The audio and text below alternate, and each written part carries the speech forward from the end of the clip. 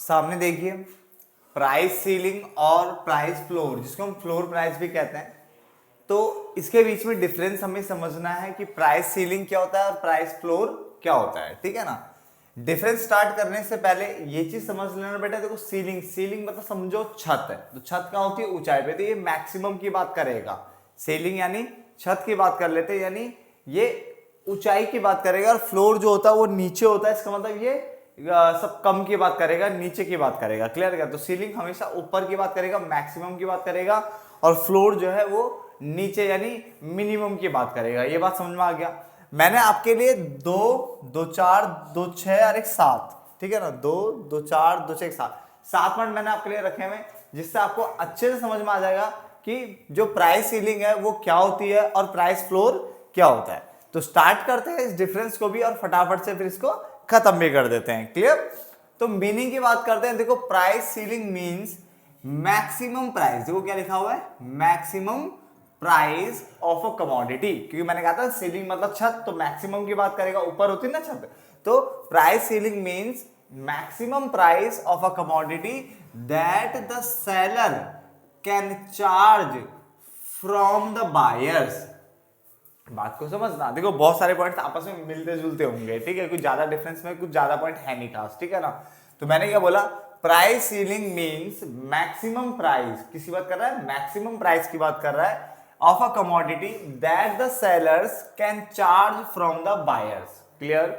Number 2, price floor की अगर हम बात करें तो price floor means minimum price, कौन सा price, minimum price of a commodity in the market as fixed by the government, as fixed by the government.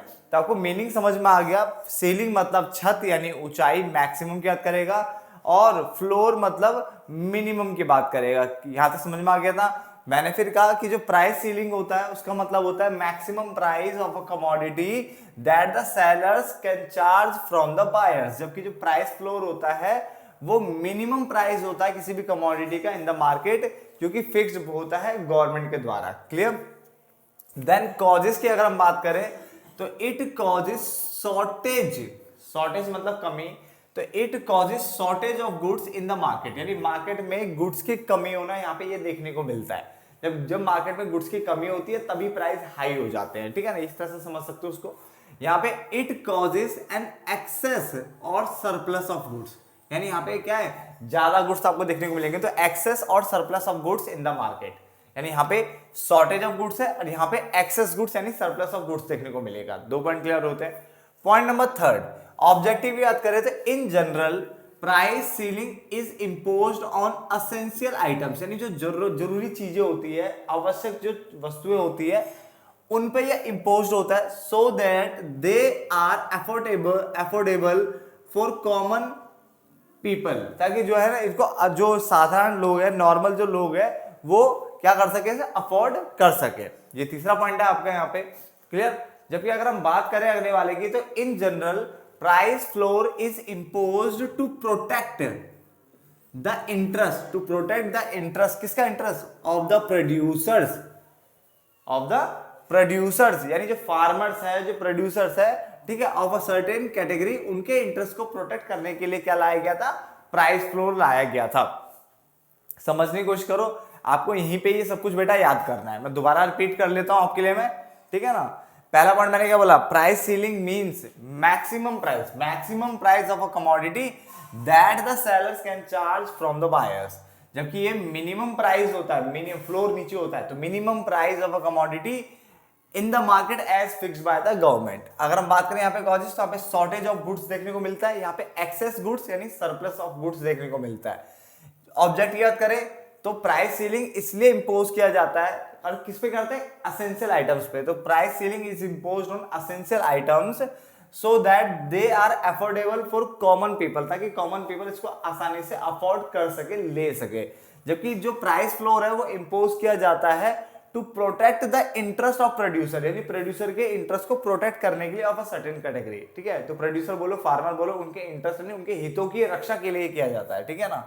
Then fixation की अगर हम बात करें तो often the government fixes this price, government इसको fix करती है, कहां फिक्स करती है, lower than the equilibrium market price, यानी जो इक्विलिब्रियम मार्केट प्राइस होगा उससे ये कम यानी नीचे दिखेगा बेटा आपको। इक्विलिब्रियम क्या होता है, जैसे मान लो ये आपका डिमांड कर्व है, ये आपका सप्लाई कर्व है, तो जहां पे ये कट करते हैं, जहां पे डिमांड सप्लाई कर्व कट करता है, ठीक है ना, वहां पे जो प्राइस देखने को मिलेगा वो इक्विलिब्रियम प्राइस होता है। तो जहां पे डिमांड सप्लाई बराबर होती है वो इक्विलिब्रियम पॉइंट होता है, और उस जगह पे जो प्राइस होता है उसे इक्विलिब्रियम प्राइस कहते हैं। तो उस प्राइस से ये थोड़ा नीचे दिखेगा, क्या दिखेगा, नीचे। मैक्सिमम है बट उसके बावजूद ये इक्विलिब्रियम प्राइस से नीचे होता है, इक्विलिब्रियम प्राइस से नीचे होता है। तो often the government fixes this price lower than the equilibrium market price of a commodity, जबकि यहाँ पे often the government fixes this price higher than, यहाँ पे हायर देन लिखा हुआ है, ठीक है, द इक्विलिब्रियम मार्केट प्राइस, यानी जो जहां पे डिमांड और सप्लाई, ये डिमांड कर्व है, ये सप्लाई कर्व है, जहां पे इंटरसेक्ट करेंगे वहां पे जो प्राइस होगा कौन सा होगा, इक्विलिब्रियम प्राइस होगा।